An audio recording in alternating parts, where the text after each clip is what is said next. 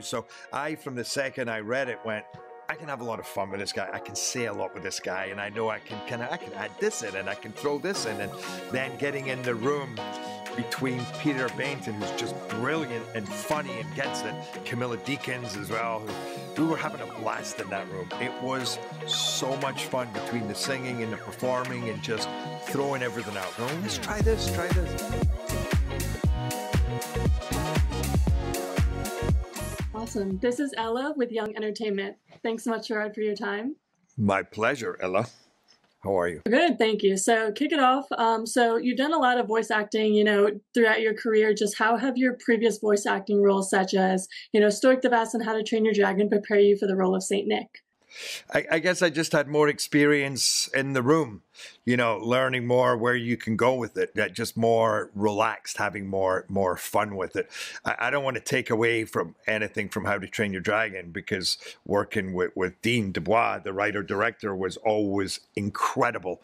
But this, in a way, was a kind of a smaller, more intimate movie. Santa was a bigger role in the movie. I had a chance to, it was also kind of just more crazy, more weird. It's all in rhyming couplets, and it's fun and it's silly, and it's always surprising you. So from the second I read it, went, I can have a lot of fun with this guy. I can say a lot with this guy, and I know I can add this in, and I can throw this in, and then getting in the room between Peter Baynton, who's just brilliant and funny and gets it, Camilla Deakins as well, we were having a blast in that room. It was so much fun between the singing and the performing and just throwing everything out, going, let's try this, try this.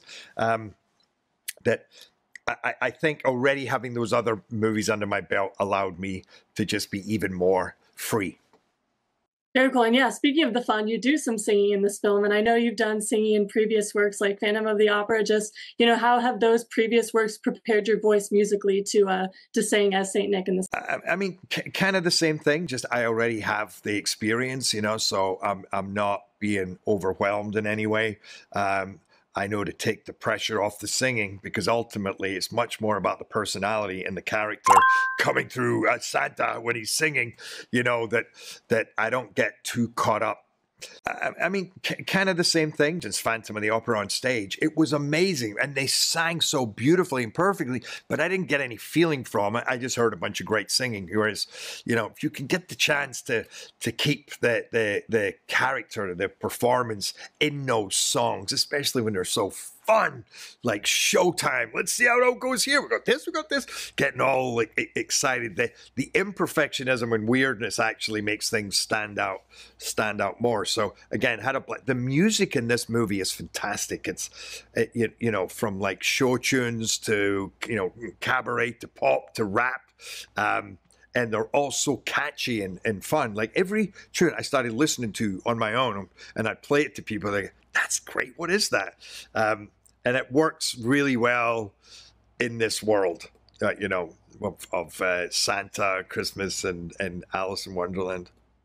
Definitely. Yeah, very diverse. It was fantastic. And you've worked with incredible scene partners throughout your career. And on this film, you got to, work alongside Simone Ashley. So just what was that experience like? And I guess, how does live action differ from animation when it comes to working with scene partners? Well, your second question kind of answered your first. The one thing about animation is you don't work with anybody, pretty much. So I didn't work with Simone. I've never met Simone. I didn't work with Amelia. I was in there on my own. Everybody was voiced separately, and it was the same, except for one day. In 12 years of How to Train Your Dragon, there was only ever one day where I was in with Craig Ferguson and Jay Baruchel. Other than that, I did it all on my own. So that's the one thing, which is, by the way, in some ways freeing, because you can be so ridiculous or just try things that you're not having to worry about a scene part, and they can put it together later and go, what works? But it's one of the great things about live action, when you are actually acting with somebody in a physical set with the costume, and you're kind of in another world. So, but I love this experience, to be honest, of just getting a chance to work with Peter Baynton and Camilla and Guy Chambers, and just create Santa there and in that moment, in that space. It was great. Interesting. Yeah, thanks so much for sharing that. And do you typically have, a get ready with me routine before entering the sound booth? Anything you specifically do to prep?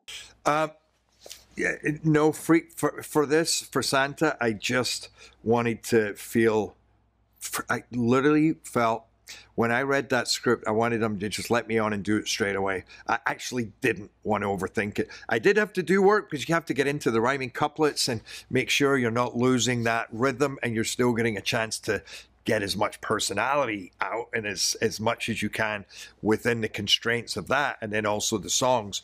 But no, I loosened myself up and did singing lessons, singing warm-ups with the wonderful Sonia Jones, who's a great singing coach. But by the time I walked into the booth, I just wanted to be free to be ready to be, this big voice and oh, here we, and just go from there and really not know what was going to happen. I wanted not to preconceive. That's why I say when I got the script, I'm going, don't overthink this. It's a natural thing to go, you have to work hard on this. And I'm not saying I didn't work hard, but I didn't want to put too much in and try and see finite outcomes of how I thought it was going to be. Just be in there and see what hits me, see what they're throwing at me, see what takes me in the moment. And then there would be much more of a freedom and more color. There's always going to be more color like that.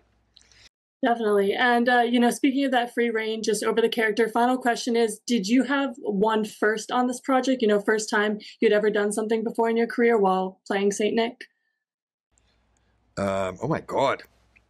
No, I can't think of, oh, I tell you what I'm going to show you. First time I ever had a director draw something for me, when he was comparing my characters. This is what Peter Bainton did, because we were finding the whole thing very funny that I played Leonidas and now I'm playing Santa, after having been Leonidas. And so he drew this kind of interesting juxtaposition. So yeah, but that's about as I think I probably did a lot of firsts when I was in there, but I can't think of any off the top of my head. But for sure, when I was in there, it felt like stuff that I tell you what I did is dancing about in a booth when I was singing. That really freed me up. So when I was, we're in the spirit of Christmas, and they would be dancing outside. So they're watching me, and they're all dancing and cheering, and I'm kind of like, oh, it pays to be kind. There was definitely a freedom in the voice recording that I never had before. Awesome. Well, that's incredible. Thank you again, Gerard. Congrats on the movie. Thank you.